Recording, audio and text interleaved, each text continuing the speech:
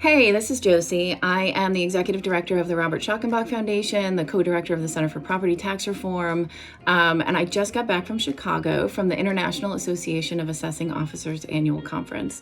It was really interesting, and I wanted to give you guys a little update on one of the panels that was particularly timely and relevant.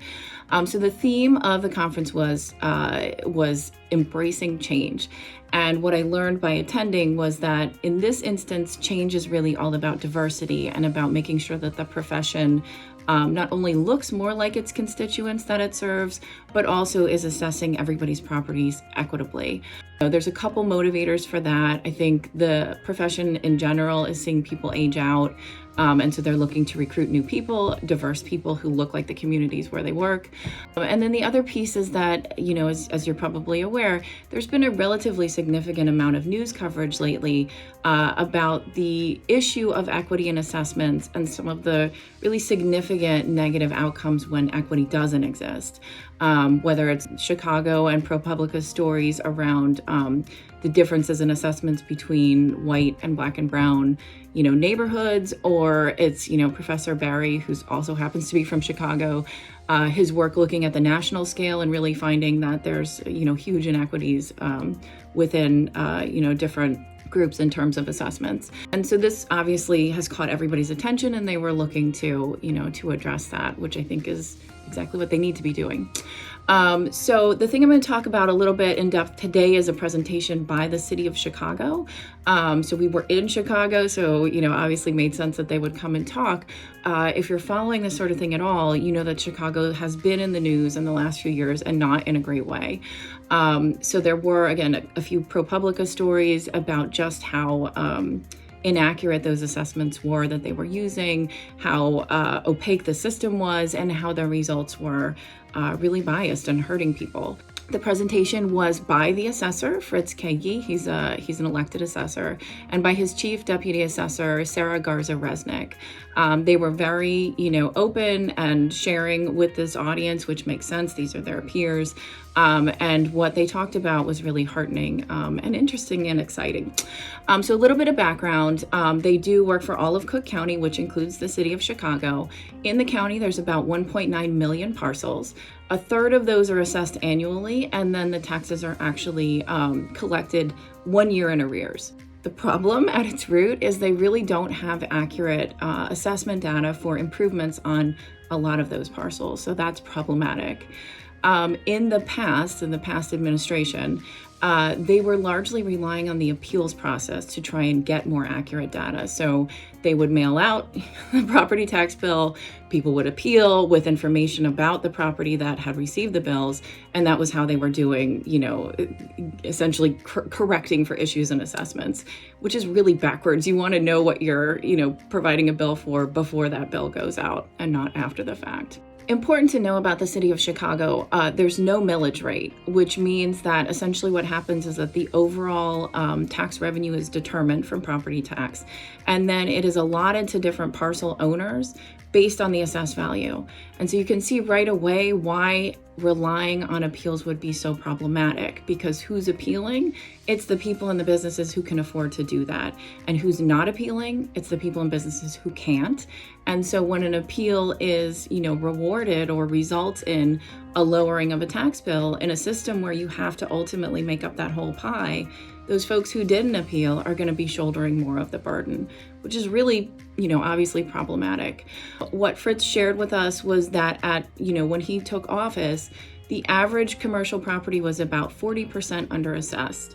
And so that's really significant. And what that resulted in was about, and again, these are round numbers, averages, but about $1,000 additional tax bill every year for residential property owners.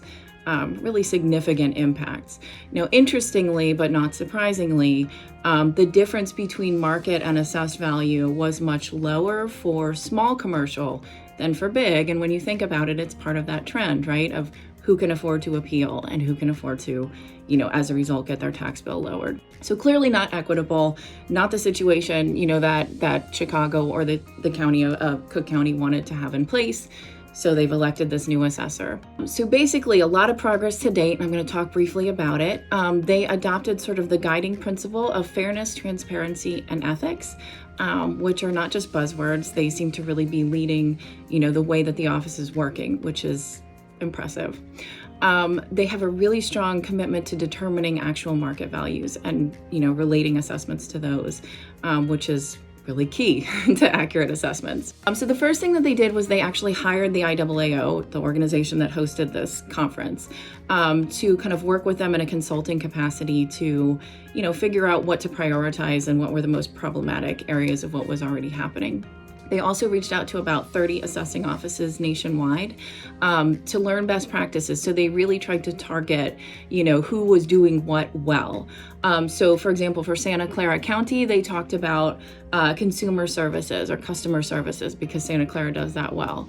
They talked to LA about continuing education. And so they sort of did that 30 times based on what they knew other places were really strong in. They also created a data science department in the office for the first time, which seems like a good idea.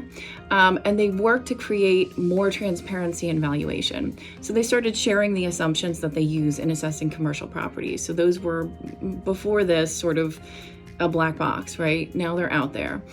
They also put the valuation model available online in R, so people can actually get into it and, explore it and figure out what it's all about.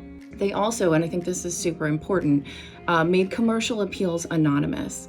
And so what that did was really take out the sort of big name lawyer effect of these larger or more wealthy businesses and organizations, who would be hiring somebody to come in and kind of be their heavy hitter. If it's anonymous, that element of it is kind of taken out of the equation, which is really important in, maintaining or creating equity.